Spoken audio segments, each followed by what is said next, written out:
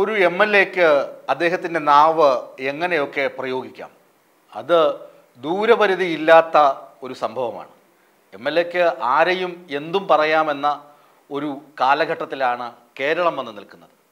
P V Anvar M L A നമുക്കറിയാം മലപ്പുറത്തിൻ്റെ ഒരു ചക്രവർത്തിയാണ്. മലപ്പുറത്ത് സമ്പത്ത് കൊണ്ട് ഇത്രയും അധികായനായ ഒരു എം എൽ എ മറ്റാരും ഉണ്ടാകാൻ സാധ്യതയില്ല. അദ്ദേഹത്തിനെതിരെ മറ്റു പല കേസുകളും നിലവിലുണ്ട്. ഭൂമി കയ്യേറ്റം, ഇത് പാർക്ക് നിർമ്മാണം, അങ്ങനെയുള്ള ഒരുപാട് വിവാദങ്ങളും കേസുകളുമൊക്കെ അദ്ദേഹത്തിന് ഒപ്പമുണ്ട്. അദ്ദേഹത്തിന് അതൊന്നും ഭയവുമില്ല, അതിനെയൊന്നും കൂസുന്നുമില്ല. അതുകൊണ്ടാണ് അദ്ദേഹം എന്താണ് ചെയ്തത്? പോലീസ് അസോസിയേഷൻ്റെ വേദിയിൽ വച്ച് തന്നെ അവിടുത്തെ ജില്ലാ പോലീസ് മേധാവിയെ കണക്കിന് പരിഹസിച്ചു. എന്താണ് പരിഹസിച്ചത്? കേസ് അന്വേഷണങ്ങൾ നേരെ നടത്തുന്നില്ല. താൻ പറയൂ, ജനപ്രതിനിധിയായ താൻ പറഞ്ഞിട്ടും താൻ യാതൊരു നടപടികളും എസ് പി എടുക്കുന്നില്ല. അങ്ങനെ തുടങ്ങി കുറേ വിമർശനങ്ങൾ. എസ് പി ആ വേദിയിലുണ്ടായിരുന്നു. അതായത് മുഖത്ത് നോക്കി തന്നെ എസ് പിയോട് സുരേഷ് ഗോപി സ്റ്റൈലിൽ, സിനിമ സ്റ്റൈലിൽ പറയുന്നത് പോലെ കുറേ dialogue P V Anvar M L A പറഞ്ഞു. അതിന് IPS association M L A മാപ്പ് പറയണം, ക്ഷമ ചോദിക്കണം എന്ന് ആവശ്യപ്പെട്ടു. അതിന് അദ്ദേഹം പറഞ്ഞത് വിയറ്റ്നാം കോളനിയിലെ ശങ്കരാടിയുടെ ക്യാരക്ടർ കാണിക്കുമല്ലോ, മാപ്പ്, ആ തരത്തിൽ പരിഹാസ വർഷമാണ് പുറപ്പെടുവിച്ചത്. അതും എല്ലാ ആളുകൾക്കും അറിയാം. ഇതൊക്കെ ഒരു എം എൽ എക്ക് അനുവദിച്ചിട്ടുള്ളതാണോ, ജനാധിപത്യ മര്യാദയാണോ എന്നൊക്കെ ചിന്തിക്കേണ്ടത് നിങ്ങൾ പ്രേക്ഷകരും ജനാധിപത്യ വിശ്വാസികളും ഒക്കെയാണ്. ഞാൻ ഉൾപ്പെടുന്ന ആളുകളാണ്. ഞാനിവിടെ പറയാൻ വരുന്നത്, പി വി അൻവർ ഇത് പറയുന്നത് എന്തിനാണ്? സ്വാഭാവികമായും നമുക്ക് സംശയം തോന്നില്ലേ? ഒരു പോലീസ് ഉദ്യോഗസ്ഥനെ വേദിയിലിരുത്തി അപമാനിക്കാൻ മാത്രം ആ പോലീസ് ഉദ്യോഗസ്ഥൻ എന്താണ് ചെയ്തത്? എന്തെങ്കിലും വീഴ്ചകൾ വന്നിട്ടുണ്ടാകാം.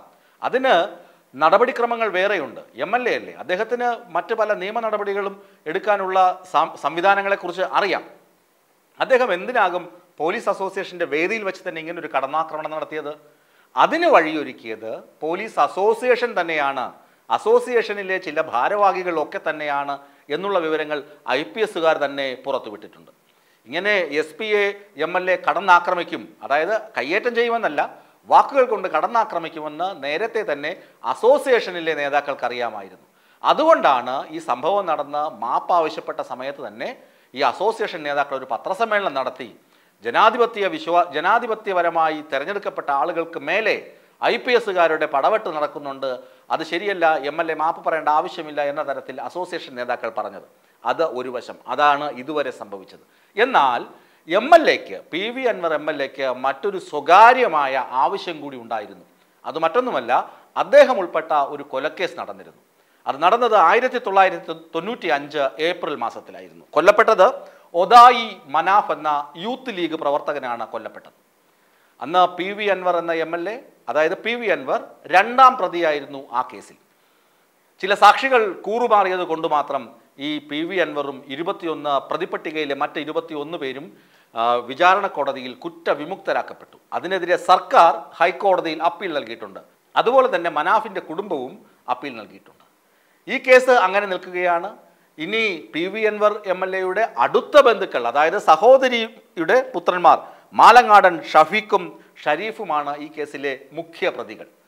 അതായത് P V Anvar M L എയുടെ സഹോദരിയുടെ മക്കളായ 2 പേരാണ് ഈ കൊലക്കേസിലെ മുഖ്യ പ്രതികൾ, ഒദായി മനാഫ് കൊലക്കേസിൻ്റെ. ഇനി വേണ്ടത് വിചാരണ അന്തിമഘട്ടത്തിലാണ്. ഇനി വേണ്ടത് എന്താണ്? പോലീസുകാരുടെ മൊഴിയെടുക്കണം. ഈ സംഭവം നടന്നു, ആ തെളിവെടുപ്പുമൊക്കെ നടത്തിയ പോലീസുകാരുടെ മൊഴിയെടുക്കലൊക്കെയാണ് നടക്കുന്നത്.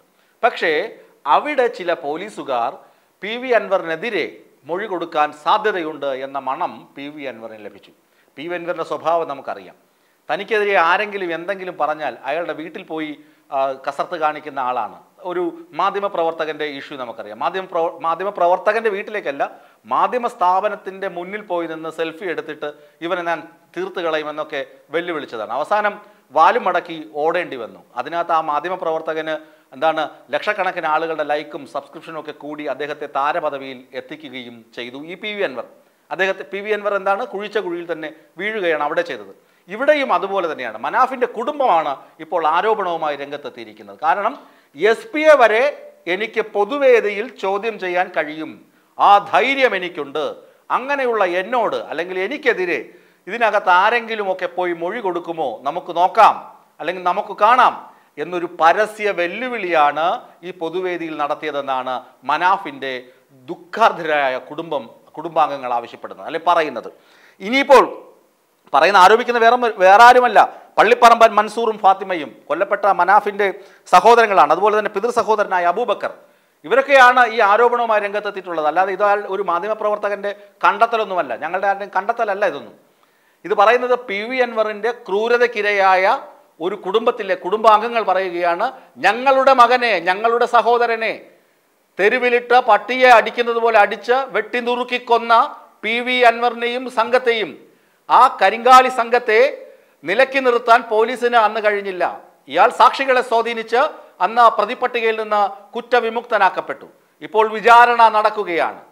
ഇയാൾക്കെതിരെ സർക്കാർ കോടതിയിൽ അപ്പീൽ നൽകിയിട്ടുണ്ട്. ഇയാളെ കുറ്റവിമുക്തനാക്കിയത് എന്തിന്, എങ്ങനെ എന്ന് ചോദിച്ചുകൊണ്ട് സർക്കാർ അപ്പീൽ നൽകിയിട്ടുണ്ട്.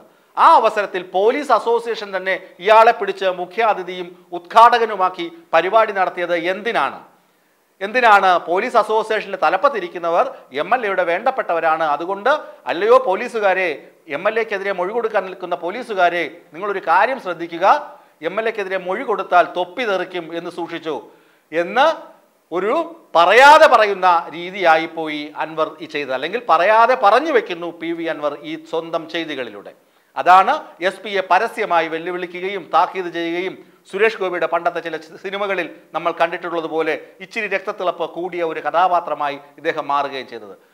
ഇതൊക്കെ ജനാധിപത്യ കേരളത്തിലാണ് നടക്കുന്നതെന്ന് കേൾക്കുമ്പോൾ ജനാധിപത്യ വിശ്വാസികൾ അന്തം വിട്ട് കുന്തം വിഴുങ്ങി നിൽക്കും. വേറൊന്നുമല്ല, എന്ത് നാണക്കേടാണെന്ന്, എന്ത് ചെറ്റത്തരമാണ് ഇയാൾ ചെയ്തു കൂട്ടുന്നത് എന്ന് CPM ഒന്ന് വകതിരിവോടെ ചിന്തിച്ചു തുടങ്ങേണ്ട സമയം അതിക്രമിച്ചു കഴിഞ്ഞു.